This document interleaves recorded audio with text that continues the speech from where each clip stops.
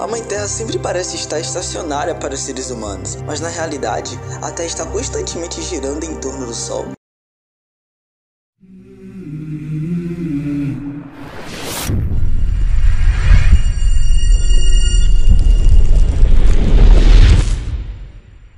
Por que os seres humanos não sentem a Terra se movendo? A resposta é simples: o movimento relativo.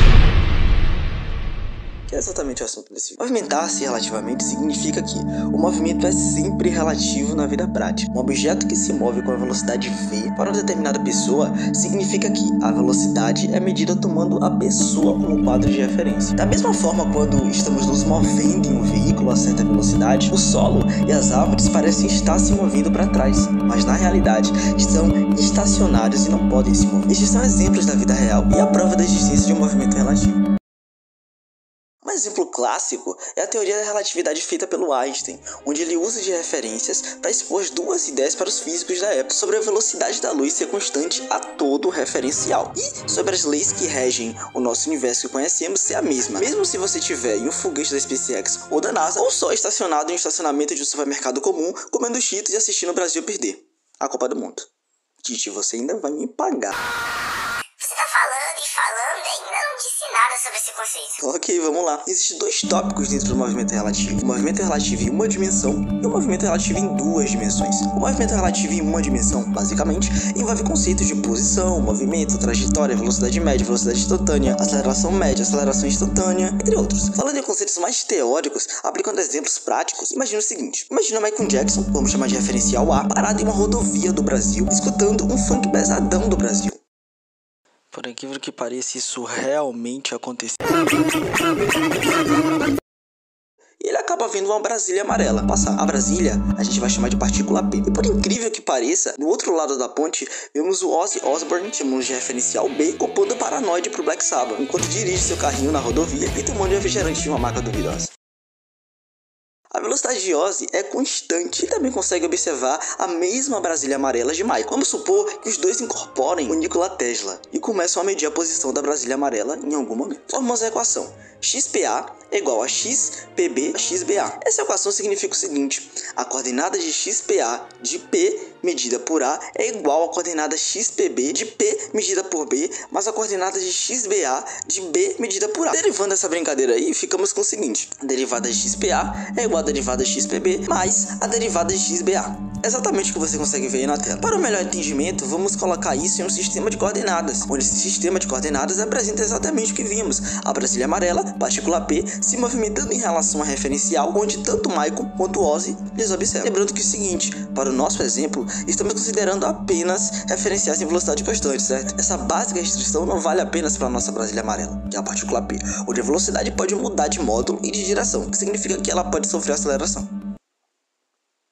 Esses conceitos que acabamos de ver também podem ser estendidos a espaços bidimensionais ou também chamados de MR de duas dimensões. Usaremos do exemplo anterior para continuar o assunto de MR em duas dimensões. Imagine Michael e Ozzy agora novamente observando a mesma Brasília amarela, partícula P, a partir de suas origens, onde Ozzy vai se movimentando em velocidade constante. As posições das origens e extremidades desses três vetores, Michael, Ozzy e a Brasília, formam a equação RPA é igual a RPB mais RBA, onde essa equação significa o seguinte: a posição RPA de P medida por A é igual à posição de P medida por B mais posição de B medida por A. Como já sabemos o que cada letrinha significa, não há necessidade de repetir. Bom, derivando cada uma em relação ao tempo, conseguimos achar sua velocidade. VPA é igual a VPB mais VBA. E se derivadas essa brincadeira de novo, achamos a aceleração. APA é igual a APB. Veja que sai o VBA, pois ela é uma constante. Assim, da mesma forma que no movimento relativo de uma dimensão, o MR de duas dimensões na aceleração de uma partícula medida por observadores em referenciais que se movem em velocidade constante é a mesma. Arrumando tudo isso em um sistema de coordenadas, fica mais ou menos assim, como está demonstrado na tela, onde temos que o referencial B, Ozzy, tem a velocidade bidimensional constante vetor V, BA, em relação ao referencial A, Michael. O vetor posição de B em relação a A é vetor RBA. Os vetores posição da partícula P são o vetor RPA em relação a A e vetor RPB em relação a B.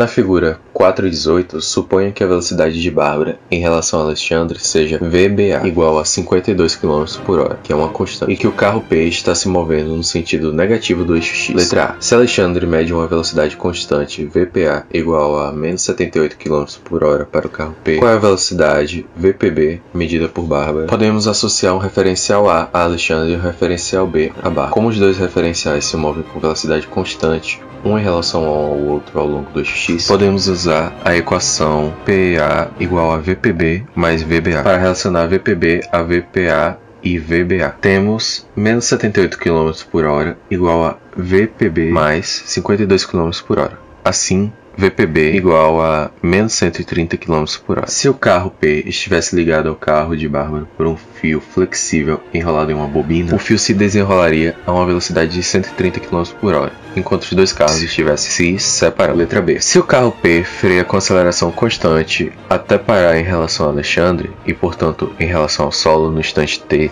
igual a 10 segundos, qual é a aceleração APA em relação a Alexandre? Para calcular a aceleração do carro P em relação a Alexandre, devemos usar a velocidade do carro em relação a Alexandre. Como a aceleração é constante, podemos usar a equação V igual a V0 mais AT para relacionar a aceleração às velocidades inicial e final de P. A velocidade inicial de P em relação a Alexandre é VPA igual a menos 78 km por hora, enquanto a velocidade final é zero. Assim, a aceleração em relação a Alexandre é APA igual a V menos V0 sobre T, igual a 0 menos 78 km por hora sobre 10 segundos. Tudo isso vezes 1 metro por segundo sobre 3,6 km por hora. Letra C. Qual é a aceleração APB do carro P em relação a Bárbara durante a frenagem? Para calcular a aceleração do carro P em relação a Bárbara, devemos usar a velocidade do carro em relação a Bárbara. A velocidade inicial de P em relação a Bárbara foi determinada no item A, VPB igual a menos 130 km por hora. A velocidade final de P em relação a Bárbara é menos 52 km